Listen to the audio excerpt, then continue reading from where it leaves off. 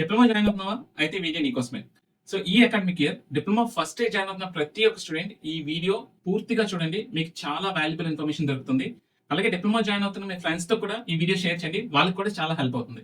Okay, ఈ వీడియోలో అసలు డిప్లొమా కోర్స్ అంటే ఏంటి, అసలు ఈ టెక్నికల్ కోర్స్ ఎవరు ప్రొవైడ్ చేస్తున్నారు, సో ఈ 3 years టెక్నికల్ కోర్స్ లో మీరు ఏం నేర్చుకోబోతున్నారు, సో ఈ 3 years టెక్నికల్ కోర్స్ వల్ల మీకు ఎలాంటి ఎంప్లాయ్మెంట్ ఆపర్చునిటీస్ ఉంటాయి, ఫర్దర్ గా మీరు హైయర్ ఎడ్యుకేషన్ వెళ్ళొచ్చా లేదా, అలాగే సో ఈ 3 years rules and attendance regulations ఎలా ఉంటాయి, అండ్ మనకి క్రెడిట్స్ అండ్ ఎగ్జామ్ సిస్టమ్ ఎలా ఉంటుంది, అలాగే సబ్జెక్ట్స్, ప్రాక్టికల్స్ అండ్ యాక్టివిటీస్ ఏముంటాయి, ఇలా కంప్లీట్ ఇన్ఫర్మేషన్ నేను ఈ వీడియోలో మీకు ప్రొవైడ్ చేస్తాను. వీడియో స్కిప్ చేయకుండా చూసినట్టయితే మీకు కంప్లీట్ ఇన్ఫర్మేషన్ దొరుకుతుంది. మేము చేసే కంటెంట్ మీకు నచ్చినట్టయితే ఒక లైక్ ఇవ్వండి, అలాగే మా ఛానల్ సబ్స్క్రైబ్ చేసుకోండి, మీ ఫ్రెండ్స్ తో కూడా షేర్ చేయడం మర్చిపోవద్దు.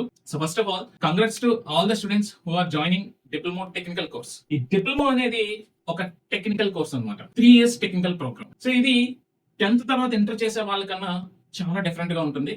ఎందుకు అంటే ఈ 3 years టెక్నికల్ ప్రోగ్రామ్ క్రియేట్ చేయడానికి ఒక ముఖ్య ఉద్దేశం ఏంటి అంటే, ఈ టెక్నికల్ కోర్స్ కంప్లీట్ చేసిన తర్వాత మీకు employment opportunities, huge employment opportunities create చేయడమే ఈ కోర్స్ యొక్క ఉద్దేశం. అలాగే ఈ 3 years టెక్నికల్ కోర్స్ తర్వాత ప్రతి ఒక్క స్టూడెంట్ తమంతట తామే వాళ్ళ ఓన్ బిజినెస్ కూడా క్రియేట్ చేసుకునే విధంగా ఈ కోర్స్ డిజైన్ చేసి ఉంటుంది. అసలు ఈ కోర్స్ ని డిజైన్ చేయడానికి మెయిన్ కారణం అదే, ఎంటర్ప్రెన్యూర్షిప్. ఎంటర్ప్రెన్యూర్షిప్ అంటే మీ ఐడియాతో, మీకున్న ఓన్ పెట్టుబడితో మీ అంతటి మీరే ఒక స్మాల్ ఇండస్ట్రీని రెడీ చేసుకుని మీరు ఇంకొక నలుగురికి ఎంప్లాయ్మెంట్ క్రియేట్ చేయాలన్నదే ముఖ్య ఉద్దేశం అనమాట. ఈ డిప్లొమా అనేది 3 year టెక్నికల్ ఎడ్యుకేషన్ అనమాట. సో ఈ టెక్నికల్ కోర్స్ అప్రూవల్ ఇచ్చేది ఎవరు? AICTE.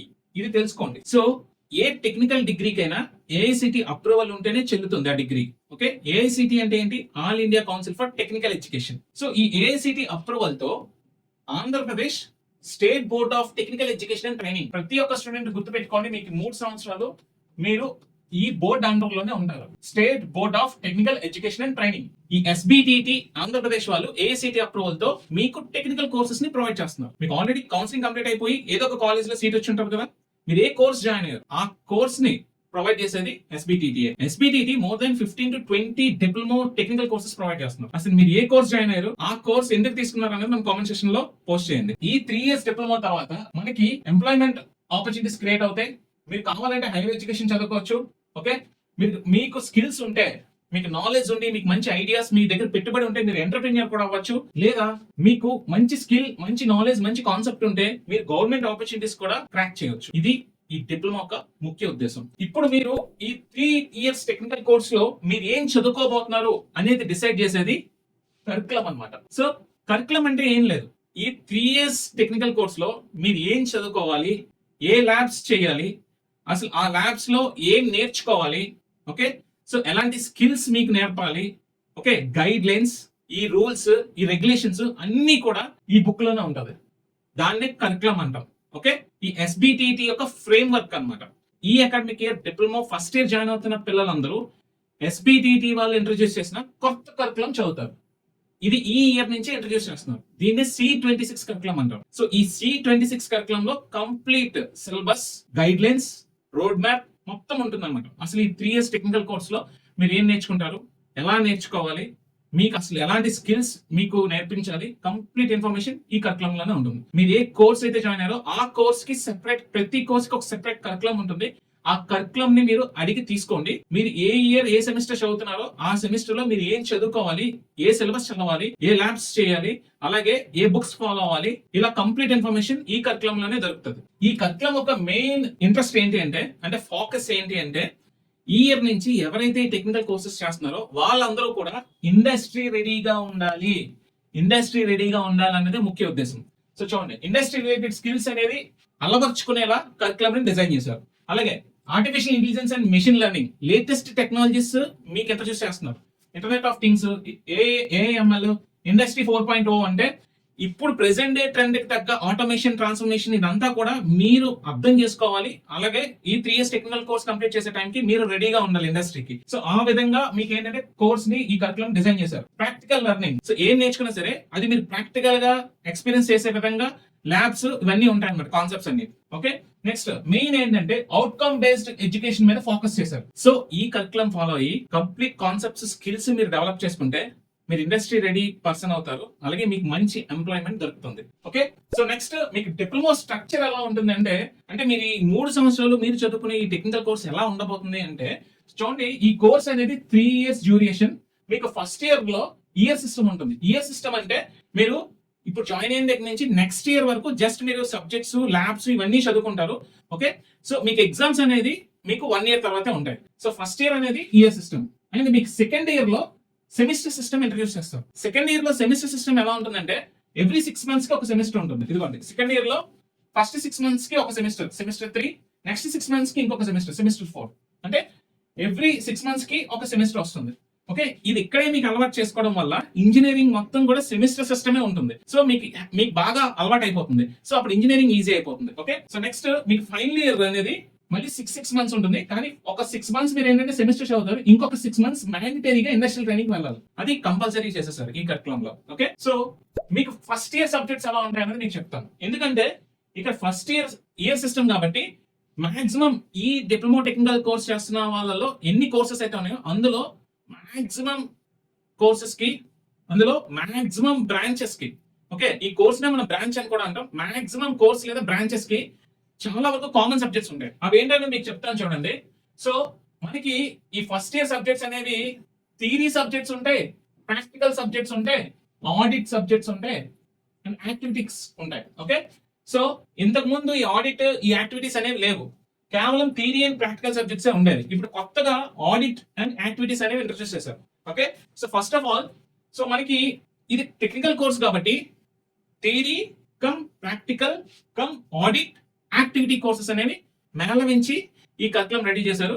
సో దీని వల్ల మీకు స్కిల్స్ అనేవి ఇంప్రూవ్ అవుతాయి. ఓకే, థియరీ సబ్జెక్ట్స్ ఏంటి అంటే చూడండి, ఫస్ట్ ఇయర్ లో English essentials, mathematics, physics, chemistry ఉంటుంది. ఓకే, ఈ 4 సబ్జెక్ట్స్ కామన్, అన్ని కోర్సెస్ కి అన్ని బ్రాంచెస్ కి 4 సబ్జెక్ట్స్ కామన్. సో మీరు ఏ కోర్స్ తీసుకున్నారు, మీరు మెకానికల్ అయితే మీకు ఇంజనీరింగ్ మెకానిక్స్ ఉంటుంది. ఓకే, మీరు కంప్యూటర్ సైన్స్ అయితే మీకు సంబంధించిన సబ్జెక్ట్ ఉంటుంది, మీరు ఎలక్ట్రికల్ అయితే దానికి సంబంధించిన సబ్జెక్ట్ ఉంటుంది. ఒకటి ఈ 5 సబ్జెక్ట్స్ కి 24 credits ఉంటాయి. ఆ క్రెడిట్స్ అంటే ఏంటనేది మనం నెక్స్ట్ స్లైడ్ లో చూద్దాం. నెక్స్ట్ ప్రాక్టికల్ సబ్జెక్ట్స్ అనేవి ఇన్ని ఉంటాయి అన్నమాట. ఇంజనీరింగ్ గ్రాఫిక్స్ అనేది కామన్ గా ఉంటుంది. నెక్స్ట్ ఈ lab, manufacturing technology lab practical అన్నమాట, ఇది మెకానికల్ వాళ్ళకి ఉంది. అలాగే మీరు రెస్పెక్ట్ మీ కోర్స్ కి ఇది మాత్రం మారుతుంది, రిమైనింగ్ అనేది కామన్. మళ్ళీ ఫిజిక్స్ ల్యాబ్ అందరికీ ఉంటుంది, కెమిస్ట్రీ ల్యాబ్ అందరికీ ఉంటుంది, computer and digital skills lab అందరికీ ఉంటుంది, యాక్టివిటీస్ అనేది అందరికీ ఉంటుంది అన్నమాట. సో వీటికి 16 క్రెడిట్లు ఇచ్చారు. టోటల్ ఫస్ట్ ఇయర్ ఎన్ని క్రెడిట్స్ అండి? 40 క్రెడిట్స్ ఇచ్చినారు. ఓకే, 40 క్రెడిట్స్ ఇచ్చారు. ఓకే, సో నెక్స్ట్ వీటితో పాటు ఇప్పుడు కొత్తగా ఇంట్రొడ్యూస్ చేసింది ఏంటి అంటే ఆడిట్ కోర్సెస్ అనేవి ఇంట్రొడ్యూస్ చేశారు. సో ఆడిట్ కోర్స్ అంటే ఏంటి అంటే, సో మీకు కొత్త టెక్నాలజీని పరిచయం చేస్తున్నారు. ఓకే, దీనికి ఎటువంటి క్రెడిట్స్ ఉండవు, అంటే పాస్ ఫెయిల్ అనేది ఏమి ఉండదు. కానీ కంపల్సరీ ప్రతి ఒక్క స్టూడెంట్ ఈ కోర్సెస్ చేయాలి మీ పార్ట్ ఆఫ్ ది కరికులం లో. ఓకే, సో వీటికి మాత్రమే పాస్ అండ్ ఫెయిల్ అనేది ఉంటుంది. ఓకే, వీటికి క్రెడిట్స్ అనేవి ఉండవు, కానీ ఖచ్చితంగా మీరు చేయాలి, ఒక చిన్న ప్రాజెక్ట్ రిపోర్ట్ లా అనమాట. Next activities. యాక్టివిటీస్ ఏంటి అంటే ఈ ఇయర్ నుంచి కొత్తగా ఇంట్రడ్యూస్ చేశారు. ఓకే, సో మీకు ఫస్ట్ ఇయర్ లో అయితే ఈ యాక్టివిటీస్ కి ఒక క్రెడిట్ ఇచ్చారు. అంటే మీరు ఏదో ఒకటి తీసుకోవాలి, ఎన్ఎస్ఎస్ కానీ, ఎన్సీసీ కానీ, క్లీనింగ్ డ్రింక్ కానీ, స్పోర్ట్స్ అండ్ గేమ్స్ కానీ ఏదో ఒకటి తీసుకొని మీరు ఖచ్చితంగా ఈ యాక్టివిటీలో పార్టిసిపేట్ చేస్తేనే మీకు ఆ క్రెడిట్ దొరుకుతుంది. ఓకే, అర్థమైందా? ఆడిట్ కోర్సులకి క్రెడిట్స్ ఉండవు, యాక్టివిటీస్ మాత్రం క్రెడిట్స్ ఇచ్చారు. సో ఇప్పటి వరకు మనం క్రెడిట్ అని మాట్లాడుకున్నాం. అసలు ఈ క్రెడిట్ అంటే ఏంటి అనేది చూద్దాం.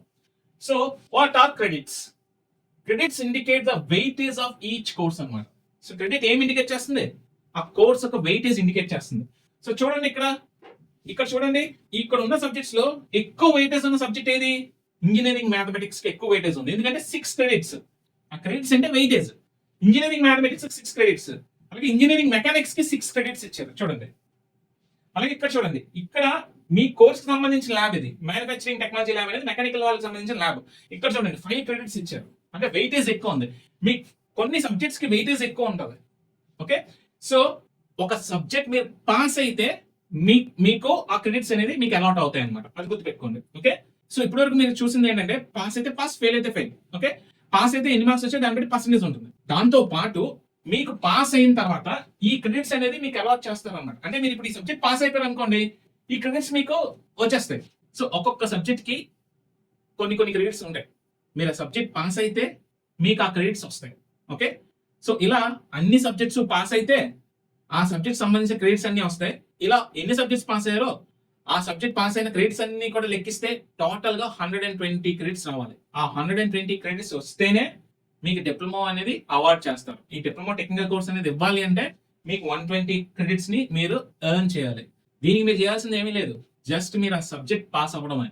ఓకే, సో ఇక్కడ సబ్జెక్ట్ పాస్ అవడం అంటే కంప్లీట్ గా ఎండ్ ఎగ్జామినేషన్ లో అంటే ఫైనల్ ఎగ్జామినేషన్ మాత్రమే కాదు, ఇక్కడ ఇంటర్నల్ అసెస్మెంట్ కూడా ఉంటుంది. ఓకే, సో ఎగ్జాంపుల్ మీకు ఇప్పటివరకు మీరు 100 మార్కులు ఉంటే ఈ 100 మార్కులు కూడా ఫైనల్ ఎగ్జామ్ రాస్తేనే వస్తాయి. 10th క్లాస్ చదివచ్చారు కదా, మీ ఫైనల్ ఎగ్జామ్ ఎన్ని మార్క్స్ కి? 100 మార్కులకి. ఓకే, ఈ 100 మార్కులు మీకు ఫైనల్ బోర్డ్ ఎగ్జామ్ రాస్తేనే వచ్చినాయి. కానీ ఇక్కడి నుంచి మీకు అలా ఉండదు. ఓకే, పాలిటెక్నిక్ అంటే డిప్లొమా అయినా సరే, రేపు పొద్దున మీరు బీటెక్ చదివినా సరే పూర్తి మార్కులు ఫైనల్ ఎగ్జామ్ కి ఉండవు. సో ఇక్కడ డిప్లొమా, ఇప్పుడు మీరు డిప్లొమా చదువుతున్నారు కాబట్టి 70 మార్క్స్ కి మాత్రమే ఫైనల్ ఎగ్జామ్ ఉంటుంది, 30 మార్క్స్ కి ఇంటర్నల్ ఎగ్జామ్ ఉంటుంది. ఈ 70 మార్క్స్ అనేది మనకి ఫైనల్ ఎగ్జామ్ కింద పెడతారు, బోర్డ్ ఎగ్జామ్ అన్నమాట. ఓకే, ఈ 70 మార్క్సే ఫైనల్ ఎగ్జామ్. ఒక సబ్జెక్ట్ 100 మార్క్స్ ఉంటే 70 మార్క్సే బోర్డ్ ఎగ్జామ్, ఫైనల్ ఎగ్జామ్. మరి 30 మార్క్స్ ఎలా వస్తాయంటే ఈ 30 మార్క్స్ ఇంటర్నల్ మార్క్స్ అన్నమాట, ఇంటర్నల్ అసెస్మెంట్. ఈ ఇంటర్నల్ అసెస్మెంట్ అనేది బోర్డ్ ఎగ్జామ్ కాదు. ఈ ఇంటర్నల్ అసెస్మెంట్ అనేది మీరు ఏ కాలేజ్ లో చదువుతున్నారో ఆ కాలేజ్ వాడు మిమ్మల్ని ఇంటర్నల్ అసెస్మెంట్ చేస్తాడు. సో వాళ్ళు ఇస్తారు, ఈ ఇంటర్నల్ అసెస్మెంట్ చేసి మీకు 30కి ఎన్ని మార్క్స్ వచ్చాయనేది ఇస్తారు. సో ఇంటర్నల్ అసెస్మెంట్ అనేది ఒక్కసారి చేయరు, కంటిన్యూస్ ప్రాసెస్ అన్నమాట. ఓకే, సో ఇది మీ అటెండెన్స్ మీద, మీకు ఇచ్చే అసైన్మెంట్ల మీద, ఓకే, అండ్ మీరు చేసే యాక్టివిటీస్ మీద, అండ్ మీరు రాసే యూనిట్ టెస్ట్ల మీద, వీటన్నిటి మీద ఆధారపడి ఉంటుంది. ఓకే, సో అందుకే కంప్లీట్ గా చాలా డిసిప్లిన్ తో మీరు అటెండెన్స్ మెయింటైన్ చేస్తూ రెగ్యులర్ గా క్లాసులు అటెండ్ చేస్తూ సో ఈ మార్క్స్ అనేది ఎక్వైర్ చేయాల్సి ఉంటుంది. చూడండి, మీకు ఇప్పుడు ఇంటర్నల్ అసెస్మెంట్ అంటే ఏంటో క్లారిటీ ఇస్తాను. ఇంటర్నల్ అసెస్మెంట్ అంటే ఫార్మేటివ్ అసెస్మెంట్ అన్నమాట. ఓకే, సో ఇంటర్నల్ అసెస్మెంట్ అనేది 30 మార్కులకి కదా, ఆ 30 మార్కుల్ని మళ్ళీ 20 మార్కుల కింద 10 మార్కుల కింద డివైడ్ చేస్తారు. ఓకే, సో 20 మార్కులు ఏంటి అంటే యూనిట్ టెస్ట్లు అనమాట, testing your understanding of each unit. Okay, మీకు ఇప్పుడు సిలబస్ అనేది స్టార్ట్ చేసి మీ క్లాసెస్ చెప్తూ ఉంటారు కదా, చెప్పిన తర్వాత సగం సిలబస్ అయిన తర్వాత మీకు ఏంటంటే ఒక యూనిట్ టెస్ట్, అంటే ఫస్ట్ ఇయర్ లో అయితే 3 యూనిట్ టెస్ట్లు పెడతారు. Unit test 1, unit test 2, unit test 3 అని పెడతారు. ఓకే, ఇలా ఫస్ట్ ఇయర్ లో అయితే 3 యూనిట్ టెస్ట్లు ఉంటాయి. అలాగే నెక్స్ట్ సెకండ్ ఇయర్ నుంచి సెమిస్టర్స్ కాబట్టి మీకు 2 యూనిట్ టెస్ట్లు ఉంటాయి. సో ఈ యూనిట్ టెస్ట్ ఏంటంటే సగం సిలబస్ అయిన తర్వాత మీకు యూనిట్ టెస్ట్ అనేది పెడతారు. ఈ యూనిట్ టెస్ట్ పెట్టినప్పుడు మీరు అసలు ఇప్పటి వరకు సబ్జెక్ట్ ఏం అర్థం చేస్తున్నారు, సో ఈ ఎగ్జామ్ పెట్టినప్పుడు మీకు ఎన్ని మార్క్స్ వచ్చినాయి దాన్ని బట్టి ఆ మార్క్స్ అనేది క్యాలిక్యులేట్ చేస్తారు. యూనిట్ టెస్ట్ 1, యూనిట్ టెస్ట్ 2 ఉందనుకోండి, ఈ రెండింటి యొక్క యావరేజ్ తీస్తారు, తీసి 20కి ఎన్ని మార్క్స్ వచ్చినాయి అంటే యూనిట్ టెస్ట్ 1 20కి ఎన్ని మార్క్స్ వచ్చినాయి, యూనిట్ టెస్ట్ 2 20కి ఎన్ని మార్క్స్ వచ్చినాయి, ఈ రెండింటి యొక్క యావరేజ్ తీసుకొని 20కి ఎన్ని వచ్చినాయి అనేది తీసుకుంటారు ఇక్కడ. ఓకే, 20 అవుట్ ఆఫ్ 20 వచ్చినాయి అనుకోండి తీసుకుంటారు. సో రిమైనింగ్ ఈ 30లో రిమైనింగ్ 10 మార్క్స్ ఎలా క్యాలిక్యులేట్ చేస్తారంటే మీకు అసైన్మెంట్స్ ఇస్తారు. చెప్పాను కదా, ఒక సబ్జెక్ట్ లో ఒక చాప్టర్ అవ్వగానే, ఒక చాప్టర్ యూనిట్ అవ్వగానే మీకు ఆ చాప్టర్ మీద ఏదో ఒక అసైన్మెంట్ ఇస్తారు. మీరు ఆ అసైన్మెంట్ కంప్లీట్ చేసుకొని రావాలి, టైమ్లీ మీరు కంప్లీట్ చేసుకొని రావాలి. సో వాళ్ళు ఇచ్చిన డెడ్ లైన్స్ అనుగుణంగా ఇవ్వాలి. ఎందుకంటే ఒక్కసారి ఎవరి అసైన్మెంట్స్ ఒక యూనిట్ కంప్లీట్ అయిన తర్వాత ఇస్తారు. సో అంటే కంటిన్యూస్ గా మిమ్మల్ని అసెస్ చేస్తూ ఉంటారు. యూనిట్ 2 అవడానికి ఇంకో టైం పడుతుంది, యూనిట్ 3 అవడానికి ఇంకొంత టైం పడుతుంది. సో అలా కంటిన్యూస్ గా అసైన్మెంట్స్ ఇస్తారు కాబట్టి అసైన్మెంట్స్ అన్ని కూడా కంప్లీట్ చేసుకోవాలి. సెమినార్స్ అవ్వాల్సి ఉంటుంది, గ్రూప్ డిస్కషన్స్ ఉంటాయి, క్విజెస్, ప్రాజెక్ట్ యాక్టివిటీస్, వీటిలో ఏదైనా కండక్ట్ చేసి మీకు ఈ 10 మార్క్స్ అనేది అలాట్ చేస్తారన్నమాట. ఇది కంటిన్యూస్ ప్రాసెస్ అన్నమాట. ఓకే, సో ఈ విధంగా మీకు ఈ 30 మార్క్స్ అనేవి వస్తాయి. సో ఇదంతా కండక్ట్ చేసే వాళ్ళు ఎవరు? కాలేజ్ వాళ్ళు కండక్ట్ చేస్తారు. Next external assessment. External assessment అంటే ఫైనల్ ఎగ్జామ్ అన్నమాట. ఈ ఫైనల్ ఎగ్జామ్ ఎలా ఉంటుందంటే conducted by SBTT. Final exam ఎవరు కండక్ట్ చేస్తారు? ఎస్బిటిటి వాళ్ళు కండక్ట్ చేస్తారు. సో మీకు ఫైనల్ ఎగ్జామ్ టైం టేబుల్ ఇస్తారు, బోర్డు నుంచి పేపర్ వస్తుంది, ఎస్బిటిటి బోర్డు నుంచి పేపర్ వస్తుంది. ఆ పేపర్ మీరు మీకు ఇచ్చిన టైం టేబుల్ లో ఎగ్జామ్ రాయాల్సి ఉంటుంది అనమాట. చాలా స్ట్రిక్ట్ గా జరుగుతాయి. మీరు 10th క్లాస్ బోర్డ్ ఎగ్జామినేషన్స్ ఎలా జరిగినాయో సేమ్ అలాగే అంతే స్ట్రిక్ట్ గా జరుగుతూ ఉంటాయి. ఈ థియరీ మార్క్స్ ఏంటంటే 70 మార్క్స్ కదా, ఈ 70 మార్క్స్ కి మనకి ఎలా వస్తుందంటే 3 గంటలు టైం ఇస్తారు ఈ ఎగ్జామ్ రాయడానికి. ఇది థియరీ పేపర్.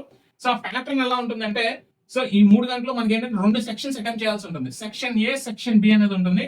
సెక్షన్ ఏ లో షార్ట్ ఆన్సర్స్ అటెంప్ట్ చేయాలి, సెక్షన్ బి లో ఎస్ఏ క్వశ్చన్స్ రాయాలి. సెక్షన్ ఏ లో షార్ట్ ఆన్సర్స్ ఎన్ని ఇస్తారంటే 12 క్వశ్చన్లు ఇస్తారు. ఈ 12 క్వశ్చన్ లో మనం 10 క్వశ్చన్లు అటెంప్ట్ చేయాల్సి ఉంటుంది. ఓకే, ఇది వరకు చాయిస్ లేదు షార్ట్ ఆన్సర్స్ లో, కానీ ఇప్పుడు చాయిస్ ఇంట్రడ్యూస్ చేశారు. 12 క్వశ్చన్లు షార్ట్ ఆన్సర్స్ ఇస్తారు, అందులో 10 క్వశ్చన్లు మీరు ఆన్సర్ చేయాలి. ఓకే, ఒక్కొక్క క్వశ్చన్ కి ఓకే మనకి 3 మార్కులు ఉంటుంది, ఇక్కడ 30 మార్కులు అనమాట. ఓకే, నెక్స్ట్ ఎస్ఏ క్వశ్చన్స్ లో మనకి ఏంటంటే 8 ఎస్ఏ క్వశ్చన్స్ ఇస్తారు. 8 ఎస్ఏ క్వశ్చన్స్ లో మనం 5 క్వశ్చన్స్ రాయాల్సి ఉంటుంది. ఓకే, ఒక్కొక్క క్వశ్చన్ మనకి 8 మార్కులు అనమాట. 5 8 45. ఓకే, ఇక్కడ ఈ 30 ప్లస్ 40 70 మార్కులు వస్తాయి అనమాట ఈ విధంగా. ఓకే, మీరు ఎంత బాగా కాన్సెప్ట్ నేర్చుకుని సబ్జెక్ట్ నేర్చుకుంటారో మీకు అన్ని ఫైనల్ ఎగ్జామ్ లో మార్క్స్ అనేది స్కోర్ చేసుకుంటారు. ఇది కంప్లీట్ గా మీ చేతుల్లోనే ఉంటుంది. మీరు ఎంత బాగా నేర్చుకుంటే మీకు అన్ని మార్క్స్ వస్తాయి. సో నెక్స్ట్ పాస్ రూల్స్ ఏంటో చూద్దాం.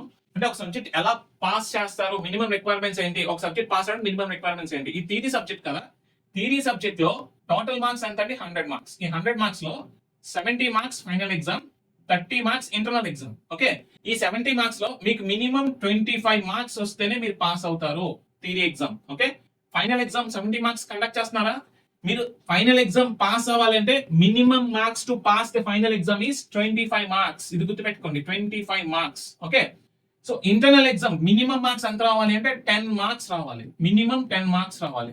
ఎందుకు అంటే ఓవరాల్ గా 35% రావాలి ఒక సబ్జెక్ట్ పాస్ అవ్వాలంటే. 100 లో 35% ఎంత అండి, 100 లో 35% 35 మార్క్స్ రావాలి. ఓకే, 35 మార్క్స్ రావాలి. సో మీకు ఎక్స్టర్నల్ లో కంపల్సరీ 25 రావాలి, ఇంటర్నల్ లో కంపల్సరీ 10 మార్క్స్ రావాలి. ఓకే, సో ఎక్స్టర్నల్ లో కంపల్సరీ 25 మార్క్స్ వస్తేనే మనకి పాస్ అవుతారు. మీరు ఇంటర్నల్ లో మినిమం 10 మార్క్స్ తెచ్చుకోవాలి. ఇవి డెడ్ లైన్స్ అనమాట. ఓకే, దానివల్ల మనకు టోటల్ 35 వస్తుంది. ఓకే, అప్పుడే మీరు థియరీ సబ్జెక్ట్ పాస్ అవుతారు.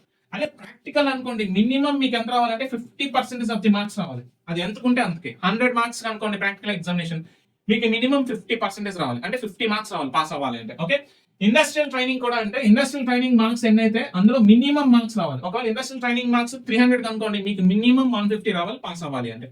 సో ఇవి పాస్ రూల్స్ అన్నమాట. Next attendance. ఇది అటెండెన్స్ అనేది చాలా చాలా ఇంపార్టెంట్.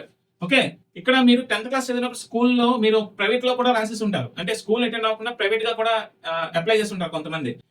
స్కూల్లో పెద్ద అటెండెన్స్ లేకపోయినా సరే డైరెక్ట్ గా బోర్డ్ ఎగ్జామ్ రాసేసి ఉంటారు. కానీ డిప్లొమా పాలిటెక్నిక్ అలా కాదు.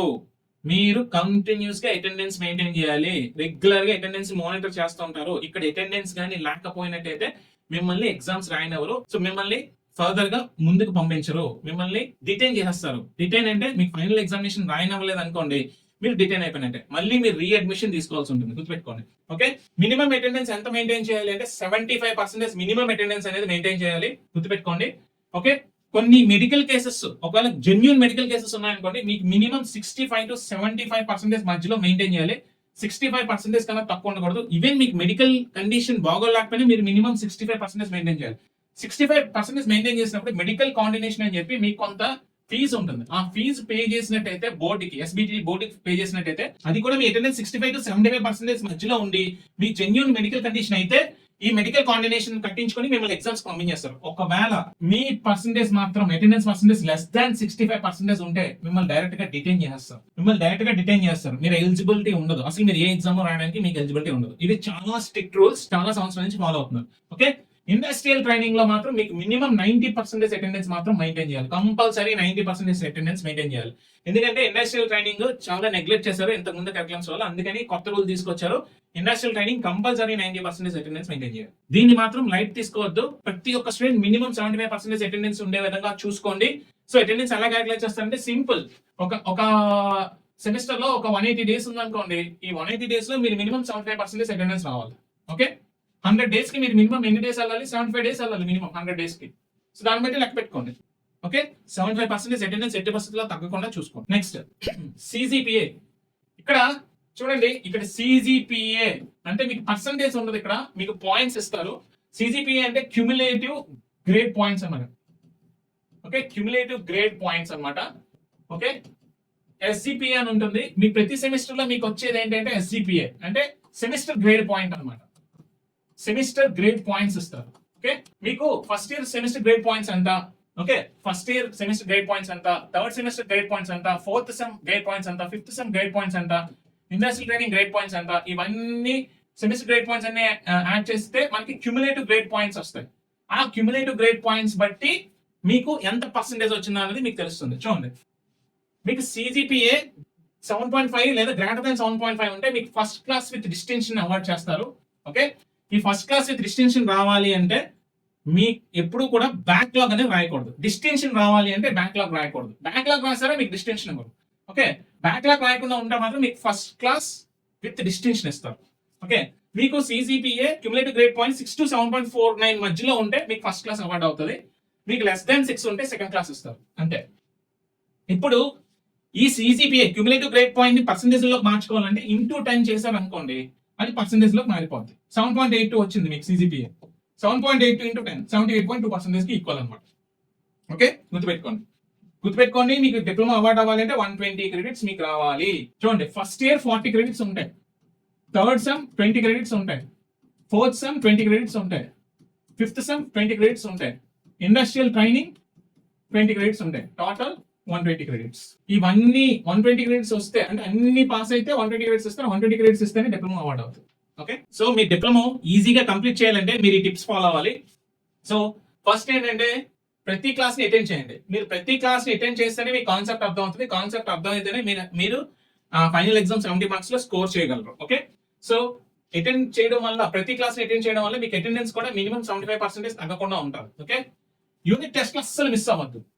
యూనిట్ టెస్ట్ ఎందుకు మిస్ అవ్వద్దు అంటున్నానంటే, ఇంటర్నల్ మార్క్స్ 30 మార్క్స్ ఉన్నాయి.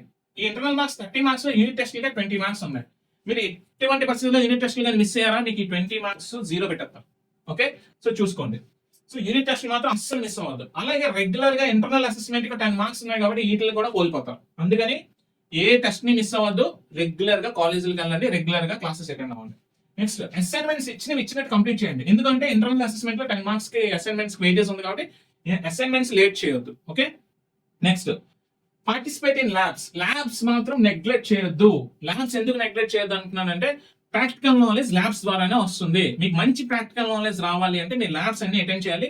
ప్రతి ల్యాబ్ ని మీరు అర్థం చేసుకోవాలి. ప్రతి ఎక్స్పెరిమెంట్ ని మీరు ఇన్వాల్వ్ అయ్యి చేయాలి. ఎవరితోనో చేయించొద్దు, మీ అంతటి మీరే ఎక్స్పెరిమెంట్ ని ఇన్వాల్వ్ అయ్యి చేయండి. మీకు అర్థం కాకపోతే టెక్నీషియన్స్ ఉంటారు, ఫ్యాకల్టీ ఉంటారు, వాళ్ళని అడిగి తెలుసుకొని మీరు ఆ ల్యాబ్ ని పూర్తి చేయండి. Okay, so next, improve communication skills. ఈ 3 years టెక్నికల్ కోర్స్ లో మీరు ఎంత వీలైతే అంత మీ కమ్యూనికేషన్ స్కిల్స్ ని ఇంప్రూవ్ చేయడానికి ట్రై చేయండి. కమ్యూనికేషన్ స్కిల్స్ ఎక్కడికి వెళ్ళకుండా ఇంట్లోనే కూర్చొని ఎలా ఇంప్రూవ్ చేసుకోవచ్చో నేను నెక్స్ట్ ఫర్దర్ వీడియోస్ లో మీకు గైడెన్స్ ఇస్తూనే ఉంటాను. సో ఫర్దర్ వీడియోస్ లో మనం డిస్కస్ చేద్దాం. ఓకే, నెక్స్ట్, పైథాన్ నేర్చుకోండి. ప్రతి ఒక్కరు మీరు mechanical, triple ECE, civil, CSC అని కాదు, మీరు industry orientation, industry related main courses ఏవైతే ఉన్నాయో అవన్నీ నేర్చుకోండి. అందులో మెయిన్ పైథాన్ ప్రతి ఒక్కరు నేర్చుకోవాలి. ఓకే, అలాగే ఎవరైతే ఫర్దర్ ఎడ్యుకేషన్ చదువుతాను అనుకుంటున్నారో మీరు ఇప్పటి నుంచి ఫోకస్డ్ గా ఈ సెట్ కి ఇప్పటి నుంచే ప్రిపేర్ అవ్వడం స్టార్ట్ చేసుకోండి. ఓకే, సో మీరు ఇప్పటి నుంచి ఒక రోడ్ మ్యాప్ వేసుకోండి. ఓకే, సబ్జెక్ట్స్ అండ్ నాలెడ్జ్ అనేది ఇక్కడే మంచిగా బిల్డ్ చేసుకోండి. సబ్జెక్ట్ నాలెడ్జ్ ఇక్కడ బిల్డ్ చేసుకోలేకపోతే మీకు తర్వాత కష్టమైపోతుంది. Okay, so next, stay consistent. చాలా చాలా ఇంపార్టెంట్. సో మీరు ఏ పని చేసినా సరే ఈ టెక్నికల్ కోర్స్ లో ప్రతి దాంట్లో కూడా కన్సిస్టెంట్ గా ఉండండి. సో కన్సిస్టెంట్ గా చదవండి, కన్సిస్టెంట్ గా నేర్చుకోండి, కన్సిస్టెంట్ గా మీరు ప్రాక్టీస్ చేయండి. అప్పుడే మీరు మంచి technical knowledge, conceptual knowledge, practical knowledge gain చేయగలరు. దానివల్ల మీ స్కిల్స్ ఇంప్రూవ్ అవుతాయి. ఈ కన్సిస్టెన్సీ అనేది మిస్ అయినట్టయితే మీకు ఏంటంటే మీరు అర్థం చేసుకోవడంలో చాలా ఇబ్బంది పడతారు. మీకు ఇంకొకటి సెమిస్టర్ సిస్టమ్ వస్తుంది కాబట్టి ప్రతి 6 months కి సెమిస్టర్ కంప్లీట్ అయిపోతూ ఉంటుంది. సో చాలా హడావిడిగా ఉంటుంది. ఈ సెమిస్టర్ సిస్టమ్ లో మీరు ఈ కన్సిస్టెన్సీ మెయింటైన్ చేయకపోతే కాన్సెప్ట్స్ అర్థం చేసుకోలేరు. మీరు ఆలోచించుకునే లోపే ఒక సెమిస్టర్ కంప్లీట్ అయిపోవచ్చు, ఒక సబ్జెక్ట్ కూడా కంప్లీట్ అయిపోవచ్చు. సో అందుకే stay focused and be consistent. So next, career opportunities ఎలా ఉంటాయి ఆఫ్టర్ డిప్లొమా? మీ కెరియర్ ఆపర్చునిటీస్ ఎలా ఉంటాయి? మీ కెరియర్ ఆపర్చునిటీస్ ఎలా ఉంటాయంటే, ప్రైవేట్ జాబ్స్ కి వెళ్ళొచ్చు. ఓకే, మీరు కాలేజ్ లో ఉండగానే మీకు మంచి మంచి కంపెనీలు మీ కాలేజ్ ఫైనల్ ఇయర్ క్యాంపస్ కి వస్తాయి. మీకు మంచి స్కిల్స్, మంచి కాన్సెప్ట్, మంచి నాలెడ్జ్ గెయిన్ చేసి ఉంటే ఈ టెక్నికల్ కోర్స్ ద్వారా, అండ్ స్కిల్స్, ప్రాక్టికల్ నాలెడ్జ్ ఉంటే మిమ్మల్ని ఫైనల్ ఇయర్ లోనే సెలెక్ట్ చేసేసి మీకు మంచి ఆపర్చునిటీ ఇస్తాయి. మంచి ఆపర్చునిటీస్ ఇస్తున్నారు. మినిమం 20,000 శాలరీ నుంచి 40,000 శాలరీ కూడా ఆఫర్ చేస్తున్నారు డిప్లొమా స్టూడెంట్స్ కి private jobs. Okay, next, core industries వస్తాయి. ఈ కోర్ ఇండస్ట్రీస్ కూడా మినిమం శాలరీ మనకి 20K ప్లస్ ఆఫర్ చేస్తారు. మినిమం 20K నుంచి 40K వరకు ఆఫర్ చేస్తున్నారు. నెక్స్ట్, గవర్నమెంట్ జాబ్స్ ఛాన్సెస్ ఉంటాయి. మీరు ఈ గవర్నమెంట్ జాబ్స్ కి హ్యూజ్ కాంపిటీషన్ ఉంటుంది. సో రైల్వేస్ అవనియండి, next other public sectors, state services, central services అవనియండి, ఏదైనా సరే మీరు క్రాక్ చేస్తే మీకు మినిమం శాలరీ 60,000 ఉంటుంది. 60,000 ప్లస్ ఉంటుంది. ఇస్రో జాబ్స్ ఉంటాయి, రైల్వే ఉంటుంది. ఓకే, స్టేట్ గవర్నమెంట్ జాబ్స్ ఉంటాయి. ఇవన్నిటిలో కూడా మీరు గవర్నమెంట్ జాబ్స్ వాళ్ళ నోటిఫికేషన్ పడినప్పుడు కానీ క్రాక్ చేసినట్టయితే మీ మినిమం శాలరీ 60,000 ప్లస్ ఉంటుంది. ఓకే, నెక్స్ట్, మీరు కొన్ని అప్రెంటిషిప్స్ కూడా చేయొచ్చు. ఓకే, కొన్ని కంపెనీస్ డిప్లొమా కంప్లీట్ చేసిన వాళ్ళకి అప్రెంటిషిప్స్ కూడా ఇస్తున్నాయి. 1 year అప్రెంటిషిప్ ఉంటుంది, 6 months అప్రెంటిషిప్ ఉంటుంది. సో ఆ కంపెనీలో అప్రెంటిషిప్ కూడా చేయొచ్చు. నెక్స్ట్, మీకు డిప్లొమా తర్వాత బీటెక్ త్రూ ఈసెట్ డైరెక్ట్ గా బీటెక్ సెకండ్ ఇయర్ లాటరల్ ఎంట్రీకి వెళ్ళిపోవచ్చు. కానీ దాంట్లో మీరు ఇంజనీరింగ్ కామన్ ఎంట్రన్స్ టెస్ట్ రాయాల్సి ఉంటుంది డిప్లొమా ఫైనల్ ఇయర్ కంప్లీట్ చేసిన తర్వాత. సో అది ఫైనల్ ఇయర్ లో మీరు ప్రిపేర్ అవ్వాల్సి ఉంటుంది. అయితే ఇప్పటి నుంచి ఒక రోడ్ మ్యాప్ వేసుకుంటే మీకు ఈజీ అయిపోతుంది. నెక్స్ట్ డిప్లొమా తర్వాత మీకు ఇంక ఏం చేయాలని లేదు, మీకు మంచి బిజినెస్ ఐడియా ఉంది, మీ దగ్గర మంచి క్యాపిటల్ ఉంది, అంతే పెట్టుబడి ఉంది. సో మీరు ఒక మంచి బిజినెస్ స్టార్ట్ చేయొచ్చు. ఓకే, మీ ఐడియాతో ఒక చిన్న ఇండస్ట్రీ పెట్టుకొని బిజినెస్ స్టార్ట్ చేయొచ్చు. దాన్ని ఎంటర్ప్రినర్షిప్ అంటారు. దీనివల్ల కొంత ఎంప్లాయ్మెంట్ క్రియేట్ అవుతుంది. ఒక ఇద్దరు ముగ్గురికి జాబ్ కూడా ఇవ్వగలరు. మీరు ఐటీ వాళ్ళకి జాబ్ అవ్వచ్చు, లేదా మీ డిప్లొమా వాళ్ళకి కూడా జాబ్ అవ్వచ్చు. ఓకే, సో ఎంటర్ప్రినర్షిప్ కూడా అవకాశం ఉంది. సో నెక్స్ట్ మీ హైయర్ స్టడీస్ కూడా వెళ్ళవచ్చు. హైయర్ స్టడీస్ అంటే నాట్ ఓన్లీ బీటెక్, మీరు డిప్లొమా ఇన్ సేఫ్టీ చేయొచ్చు, సేఫ్టీ కోర్సెస్ చేయొచ్చు. ఓకే, లేదా పోస్ట్ డిప్లొమా కోర్సెస్ ఉంటాయి, ఈ పోస్ట్ డిప్లొమా కోర్సెస్ కూడా చేయొచ్చు. ఓకే, నెక్స్ట్ ఎన్డిటి కోర్సెస్ చేయొచ్చు. ఈ కోర్సెస్ అన్ని కూడా చేసి మీకు ఎంప్లాయ్మెంట్ ఆపర్చునిటీస్ ని మీరు మీ ఓన్ ఎంప్లాయ్మెంట్ ఆపర్చునిటీ క్రియేట్ చేసుకోవచ్చు. ఓకే, సో ఇది డిప్లొమా తర్వాత మీ కెరియర్ ఆపర్చునిటీస్. సో ఈ డిప్లొమా పాలిటెక్నిక్ టెక్నికల్ కోర్స్ అంటే ఏంటో మీకు అర్థమైంది కదా. కంప్లీట్ ఇన్ఫర్మేషన్ నేను ఈ వీడియోలో ప్రొవైడ్ చేశాను అనుకుంటున్నాను. సో ఇలా చెప్పుకుంటూ పోతే చాలా కంటెంట్ ఉంటుంది. సో ఇదంతా ఒక వీడియోలో చెప్పడం కుదరదు కాబట్టి మీరు కంటిన్యూస్ గా మన ఛానల్ ఫాలో అవుతున్నట్టయితే టైమ్లీ మీకు ఇంపార్టెంట్ వీడియోస్ నేను చేస్తూ ఉంటాను. సో కంటిన్యూస్ గా మీరు అప్డేట్స్ చూస్తున్నట్టయితే మీకు చాలా వాల్యుబుల్ ఇన్ఫర్మేషన్ దొరుకుతుంది. సో ఈ కంటిన్యూస్ సిరీస్ లో నేను క్లాసెస్ కూడా చెప్తాను, మ్యాథ్స్ క్లాసెస్, ఫిజిక్స్ క్లాసెస్, ఇంకా డిఫరెంట్ సబ్జెక్ట్ క్లాసెస్ కూడా చెప్తూ ఉంటాను. అవన్నీ కూడా మీకు చాలా హెల్ప్ఫుల్ అవుతాయి. మీరు ఈజీగా మీ డిప్లొమా కంప్లీట్ చేసుకోవడానికి చాలా హెల్ప్ అవుతుంది. సో నాకున్న టీచింగ్ అండ్ ఇండస్ట్రియల్ ఎక్స్పీరియన్స్ ని మీతో షేర్ చేసుకుంటాను. సో మీకు చాలా హెల్ప్ఫుల్ అవుతుంది ఆ ఎక్స్పీరియన్స్. సో మాతో రెగ్యులర్ గా ట్రావెల్ చేసి మాతో కనెక్ట్ అయి ఉండాలి అంటే మా సోషల్ మీడియా ప్లాట్ఫామ్స్ అన్ని మీరు ఫాలో అయినట్టయితే మీకు కంటిన్యూస్ అప్డేట్స్ వస్తే, latest updates, instant updates, timely updates అన్ని ఇస్తాను. ఓకే, మన ఇన్స్టాగ్రామ్ పేజ్ ఫాలో అవ్వండి, డిప్లొమా దోస్త్ అఫీషియల్. అలాగే మన యూట్యూబ్ ఛానల్ కూడా ఫాలో అవుతూ ఉండండి. ఈ లింక్స్ అన్ని కూడా నేను డిస్క్రిప్షన్ లో డైరెక్ట్ లింక్స్ ఇస్తాను. ఓకే, సో నెక్స్ట్ మన గూగుల్ ప్లే స్టోర్ లో మన యాప్ ఒకటి ఉంది. ఈ యాప్ లో కోర్సెస్ ఉంటాయి. ఈ కోర్సెస్ నుంచి కూడా మీరు కంప్లీట్ సబ్జెక్ట్ మీరు నేర్చుకోవచ్చు. ఓకే, యాప్ కూడా డౌన్లోడ్ చేసుకొని పెట్టుకోండి. మన అఫీషియల్ వెబ్సైట్ ఉంది. అఫీషియల్ వెబ్సైట్ లో కంప్లీట్ ఇన్ఫర్మేషన్ అనేది మీకు ప్రొవైడ్ చేస్తూ ఉంటాను. ఓకే, మీకు ఇంకా డిప్లొమాకి సంబంధించిన ఎటువంటి డౌట్స్ ఉన్నా సరే మీరు డైరెక్ట్ గా నాతో మాట్లాడాలనుకుంటే మీ ఫోన్ నెంబర్ కి కాల్ చేయొచ్చు. ఓకే, నేను ఒకవేళ కాల్ లిఫ్ట్ చేయకపోయినట్టయితే మీరు నాకు వాట్సాప్ మెసేజ్ పెట్టినా సరే నేను మీకు కనెక్ట్ అవుతాను. Okay, through WhatsApp or through phone మీరు నాతో మాట్లాడొచ్చు. మీకున్న డౌట్స్ అన్నిటిని నాతో మాట్లాడి క్లారిఫై చేసుకోవచ్చు. హోప్ మీకు ఈ వీడియో చాలా హెల్ప్ఫుల్ అయింది అనుకుంటున్నాను. మీకు మంచి ఇన్ఫర్మేషన్ నేను ప్రొవైడ్ చేశాను అనుకుంటున్నాను. సో మీకు ఇంకేమైనా ఇన్ఫర్మేషన్ కావాలంటే మా కామెంట్ బాక్స్ లో పోస్ట్ చేయండి. ఖచ్చితంగా మీ కామెంట్ కి నేను రిప్లై ఇస్తాను. సో ఇలాంటి ఇన్ఫర్మేటివ్ వీడియోస్ కోసం మన ఛానల్ కంటిన్యూస్ గా ఫాలో అవుతూ ఉండండి. సో అప్కమింగ్ వీడియోలో మరొక ఇంట్రెస్టింగ్ టాపిక్ తో మళ్ళీ మీతో మీట్ అవుతాను. Until then stay tuned to ECET portal. Thank you.